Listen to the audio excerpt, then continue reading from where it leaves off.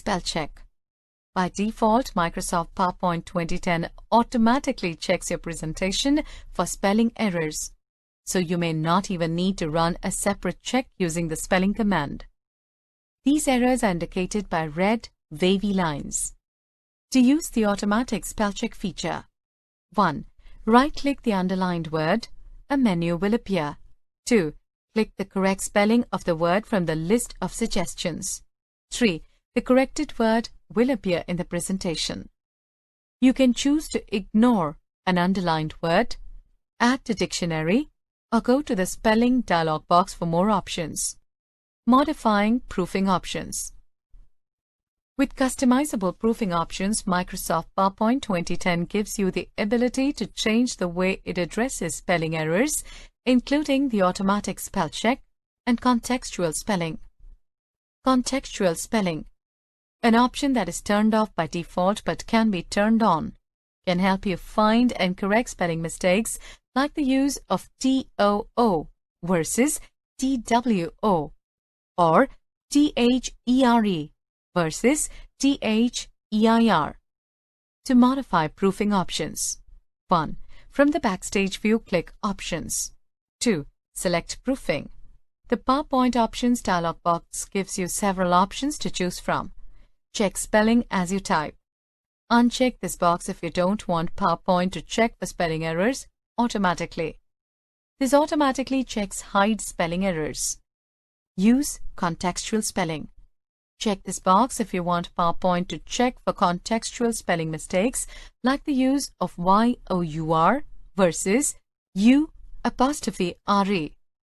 Hide spelling errors. Check this box if you want to hide the red, wavy lines that mark spelling errors.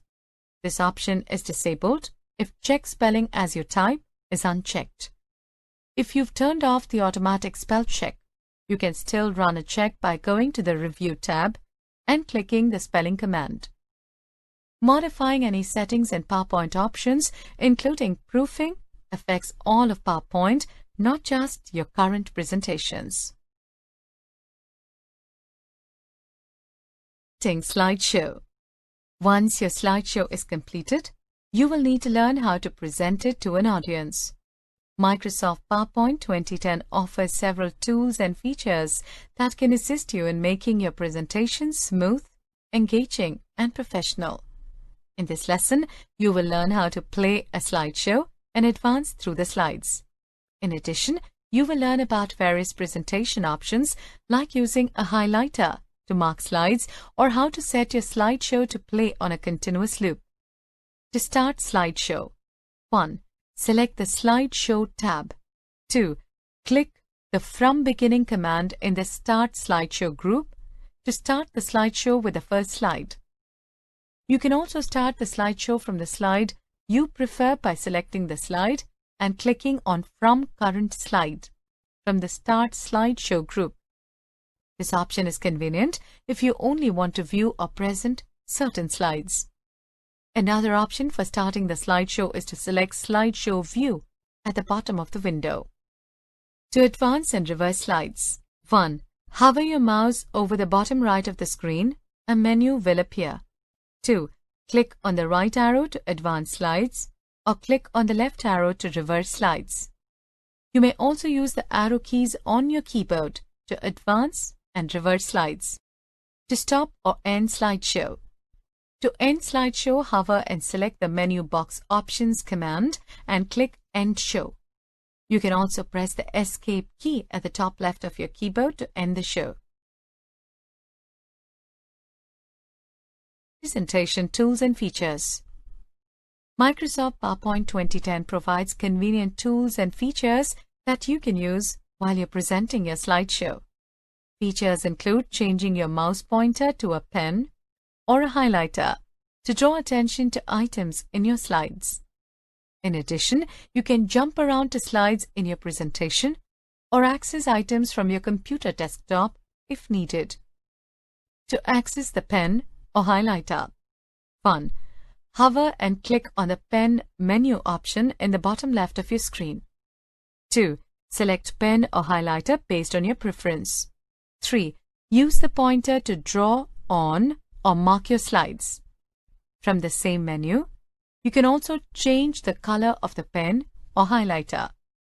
Keep in mind that light color choices are best for the highlighter.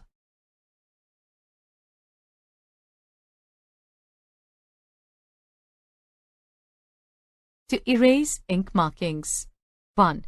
Hover and click on the pen menu option in the bottom left of your screen. 2.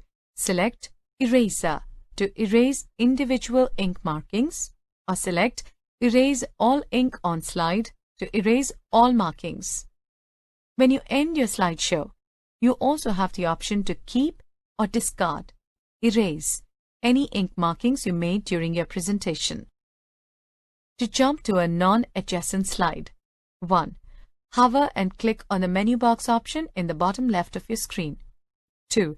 Select Go to Slide and choose the slide you would like to jump to in your presentation. To access the desktop. Sometimes you may need to access the internet or other files and programs on your computer during your presentation. Microsoft PowerPoint 2010 allows you to access your desktop taskbar without ending your presentation. 1. Hover and click on the menu box option in the bottom left of your screen. 2. Select Screen and then click on Switch Programs. 3. Your computer's taskbar will appear. Choose a program you would like to switch to. Menu Access Options. You can also access any of the above menu items by right-clicking anywhere on the screen during your slideshow. Keyboard Shortcuts. Switch between the pen pointer and mouse pointer by pressing Ctrl plus P, pen, or Ctrl plus M, mouse, on the keyboard. Press E on the keyboard to erase any ink markings while using the pen or highlighter. Show setup options. Microsoft PowerPoint 2010 has various options for setting up and playing a slideshow. For example, you can set up an unattended presentation that can be displayed at a kiosk and make your slideshow repeat with continuous looping. To access slideshow setup options. 1. Select the Slideshow tab. 2. Click the Set Up Show command. 3. The Set Up Show dialog box will appear. Click the buttons in the interactive below to learn about the various options that are available for setting up and playing a slideshow. 4. Click OK to apply the settings to the slideshow.